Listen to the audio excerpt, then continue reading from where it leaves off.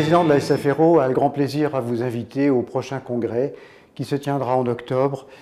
Grand Arche de la Défense, comme d'habitude, pour nous rencontrer, pour partager, pour échanger sur toutes les grandes problématiques et thématiques de la société. Bien évidemment, aujourd'hui, la société est dans un grand développement dans les nouvelles techniques qui sont mises en place et avec lesquelles nous sommes en partenariat avec l'ASN et avec l'Institut national du cancer pour les développer sur l'ensemble du territoire national. Notre souci est un souci de représenter la société, que vous vous sentiez à la fois conforté dans vos choix, soutenu et protégé lorsque nous avons à promouvoir l'impact de la radiothérapie dans le traitement du cancer. Le travail de la SFRO et par l'intermédiaire de son bureau s'inscrit pleinement dans la continuité des travaux initiés par le professeur Isabelle Barrio. Une des principales missions à l'heure actuelle dévolues à la SFRO est de mettre en place, avec l'ensemble de ses partenaires de la SFPM, de la Société des manipulateurs et des qualiticiens, les audits par les pairs qui vont permettre, dans le cadre de la transposition de la directive Euratom, de bénéficier de la visite sur site d'un groupe de médecins, de physiciens médicaux, de manipulateurs, aidés par les qualiticiens, auxquels vont pouvoir s'adjoindre les jeunes de la SFJRO, afin de pouvoir découvrir les organisations des services, la façon dont les traitements sont planifiés et les différents aspects de l'assurance de qualité avec laquelle sont conduits la vie du quotidien de l'ensemble des services, de toutes les pratiques sur le territoire national. Ces audits par les pairs vont bientôt pouvoir être mis en place par l'intermédiaire d'un collectif d'oncologue-radiothérapeutes, de physiciens formés à l'ensemble de ces pratiques et qui vont permettre, après une phase d'expérimentation sur quelques centres volontaires, de pouvoir offrir à l'ensemble des centres français,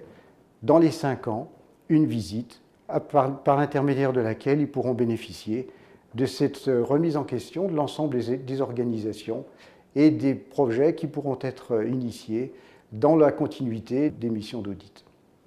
La deuxième grande mission de la SFRO, c'est de promouvoir et de défendre la spécialité auprès de l'Institut national du cancer, auprès des différents acteurs administratifs, industriels et institutionnels,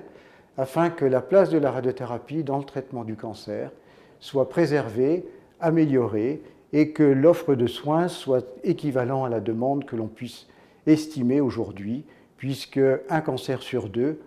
a reçu, reçoit ou va recevoir au cours de son suivi un traitement par radiothérapie. La SFRO est très soucieuse et vigilante quant au développement des nouvelles techniques, qu'elles puissent être offertes et distribuées sur l'ensemble du territoire national, et qu'enfin, chacun puisse bénéficier d'un développement harmonieux, de telle façon que les impératifs de traitement pour différentes situations cliniques, même des situations particulières, comme certaines irradiations très spécifiques, introduisant des techniques comme la protonthérapie, comme les techniques de traitement par stéréotaxie, incluant ou n'incluant pas les techniques de repositionnement par l'imagerie par résonance magnétique nucléaire, puissent être distribuées sur l'ensemble du territoire national et offertes pour le traitement des patients. Les derniers aspects qui sont extrêmement importants sont ceux de la diffusion de la connaissance qui se fait par l'intermédiaire du congrès auquel vous êtes bien évidemment invités et au cours duquel nous aurons le plaisir de vous rencontrer. Nous aurons également le plaisir de partager avec vous les travaux qui sont constitués à l'échelle européenne par l'intermédiaire du projet HERO qui doit nous amener à avoir la possibilité de vous permettre de comparer l'ensemble des aspects coûts-bénéfices et médico-économiques qui sont associés à notre activité en comparaison avec les données européennes. La SFRO est aujourd'hui un interlocuteur reconnu, est un interlocuteur important avec lequel l'ensemble des autorités et des institutions aujourd'hui conversent afin de développer dans un étroit partenariat la place de la spécialité.